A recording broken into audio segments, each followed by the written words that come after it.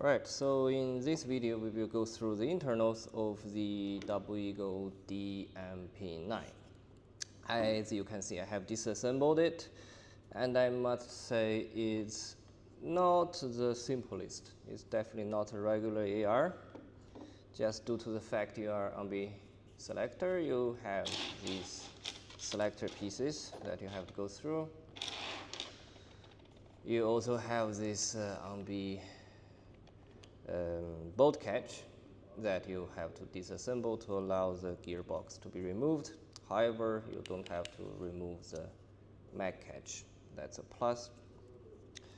When pulling out the upper, not only this pin need to be removed, there is also a small screw here that is tied to the upper that need to be removed. Okay, without further ado, let's look at the inside. So, the ETU, you have the micro switch for sensing the magazine presence, and you also have this micro switch that detects the bolt catch. Now the ETU detection for the sector gear is optical. You have this sensor here. Manufacturer is E-Shooter, Castrol V2. I believe they also have a basic that is widely used by a couple manufacturers. Another piece of the selector. Okay. Now what we don't like to see,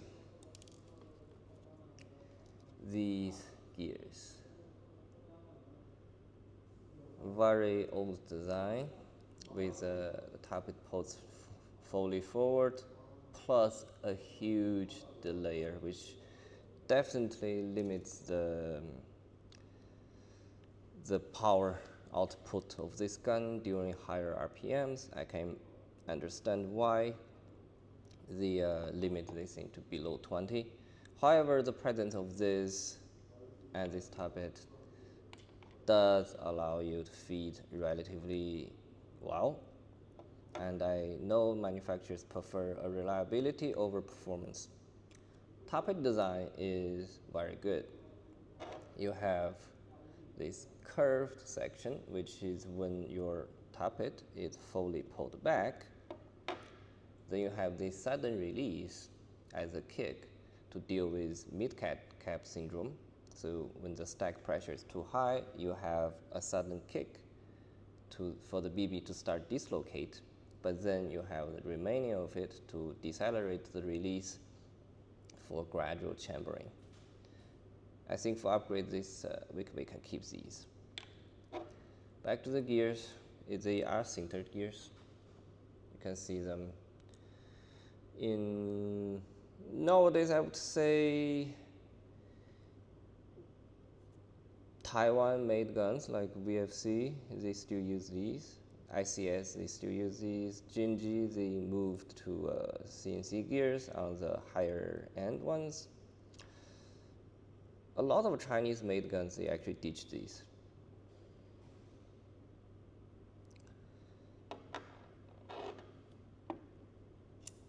Anti-reversal.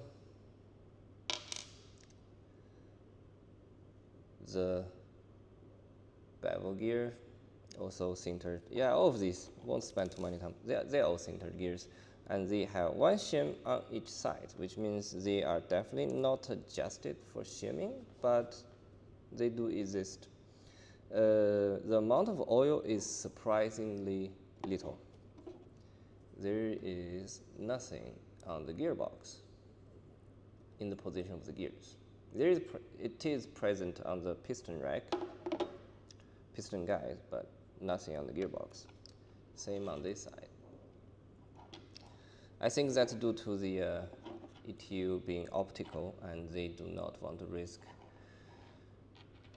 the gears being too dirty and obstructs the detection. ETU install is okay. The wires, part of it is glued.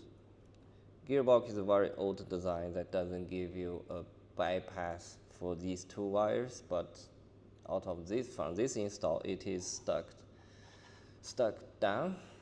That is barely visible, so shouldn't be grinded by the motor pinion gear.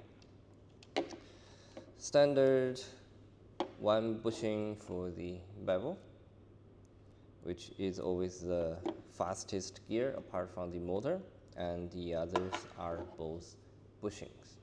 That's fine. Now, piston head, very standard design. This guy is not very old. I fired through about 10 magazines, and you can see this rubber pad is clearly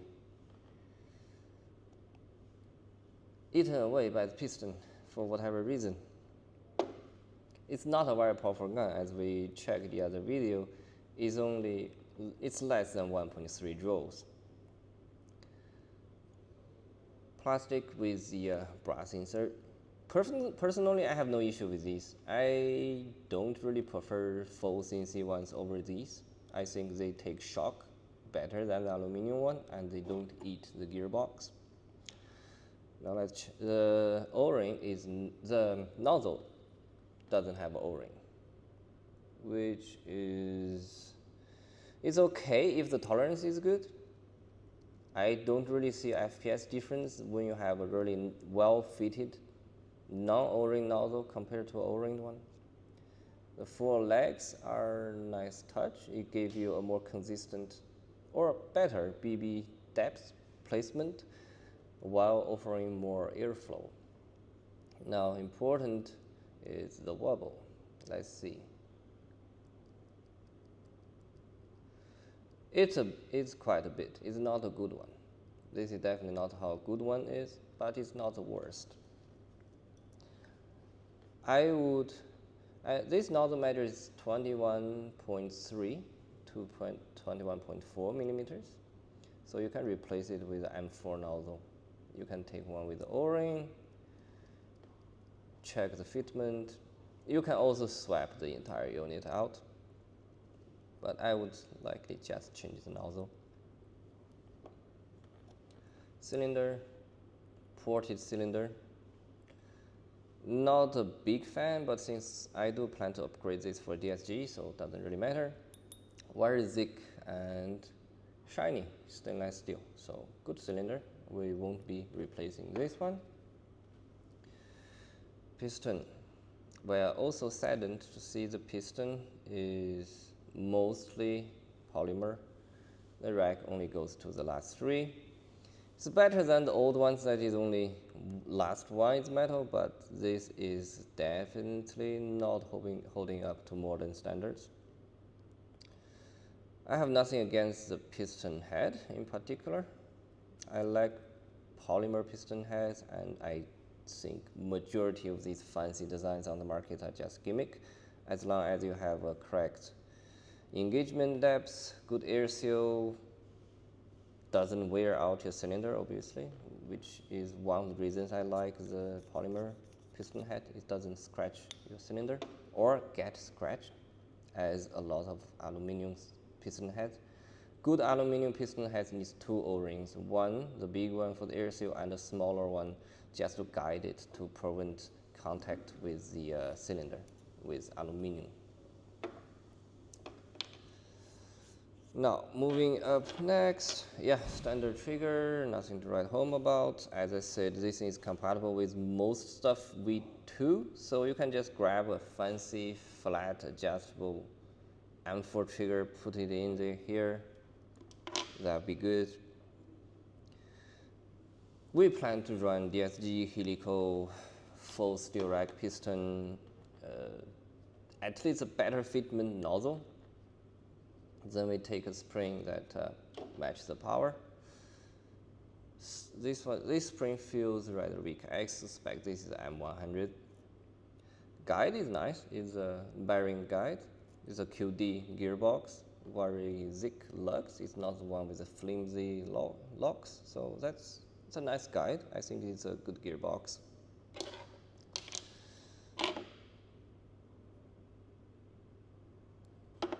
The screws used for the gearbox are Torx screws, which is a really nice touch. These are very difficult to get worn out if you do disassemble it a couple times. Now we've moved to the hole pop chamber. Since this is a dedicated hole pop chamber, you won't be getting a upgrade when probably not anytime soon. So we need to know how to be able to just use this chamber. Overall, from the outside, it's a dial design. The bigger portion is where you can rotate. So from here to here, this is all the rotation it has. It's not like all the way around. It has a nice click, so we know that it will hold in place. That's a nice touch. C-clip has very good job at holding the inner barrel.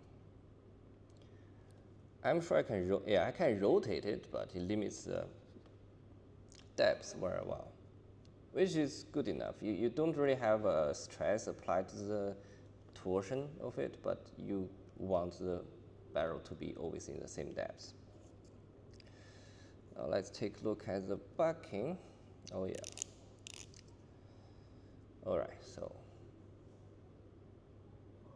the bucking is kinda like the PDIW hold, which I think is not the best choice, especially when you have a mass-produced gun. It's very easy to have side-to-side displacement. Jesus, this thing is hard to remove.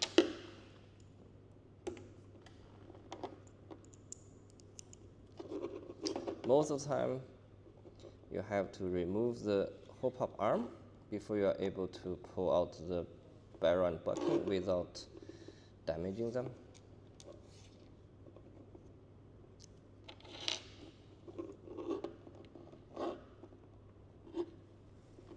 And this one is particularly hard to push out.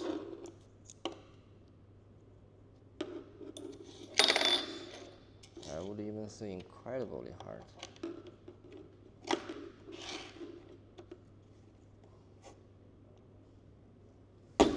Alright, there we go.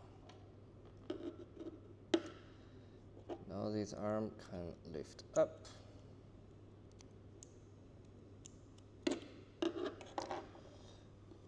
Yeah, here's the bucking. It looks shorter and definitely is shorter than a regular bucking. Standard cut on the inner barrel. Not a big fan. Nowadays people want bigger cut on the inner barrels. A little bit of metal shaving. So yeah, I mean, upgrade your barrel and bucking is on some of the early upgrades. And this is also not good. Oil on the lip of the bucking. If it's on the lip, it's on the inside. The BB is going to take it and go inside. That can explain why the accuracy test wasn't very good on this gun. And I had cleaned it before, so I wonder if this oil just comes from the, well, this very well oiled piston head and just, yeah, you can see the grease that is on it. Wonder if it's that flying into it. Now like check, oh yeah, the shape of the nub. Just consider a regular TM and you just cut a slot in the middle of the nub. The theory of this is nice, so basically you have, when you have a lightweight BBs, you have 2-point contact, and by pushing down and down, the BB start touching the top, so it's like you increase the contact area. The idea is cool, but it's very hard in practice to get that dialed in. And that's an interesting arm design. So instead of having a roller that is just with a notch on it, this one actually secured. Yeah, it slides in. That milk is quite firm, but this is squishy. I would just find some sort of stick. I think maybe even 3D print filament can just stuck in, make this solid. Then it should be good enough a nub for to use with, let's say, a maple leaf. I kind of like this. I would, of course, wish for a better roller, a concave one, for example. But if they made this solid, I would say this is good enough, and you don't have to change it. Okay, put it back. There is also pretty much no wobble side to side. It's a good fitment. So I think this hop-up unit will be good enough. All you need is to find the correct bucking. Yeah, let's see if the knob, like, it's centered. Turn it up. Yeah, it's parallel to the bottom. It's centered. I would say this is usable. Like, I usually advise people to use the stock pop-up unit because that's where the manufacturer know the tolerance of the gearbox and everything, and they usually fits in the correct depth with your gearbox with very little movement. Actually, let's check that.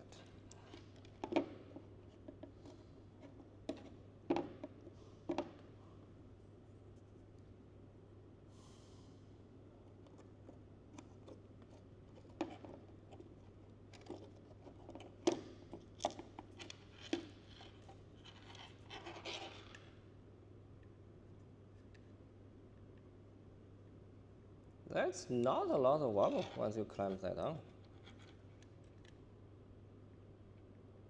That's good. That's good. That means once this is inside the gun, it will be able to support your nozzle very well.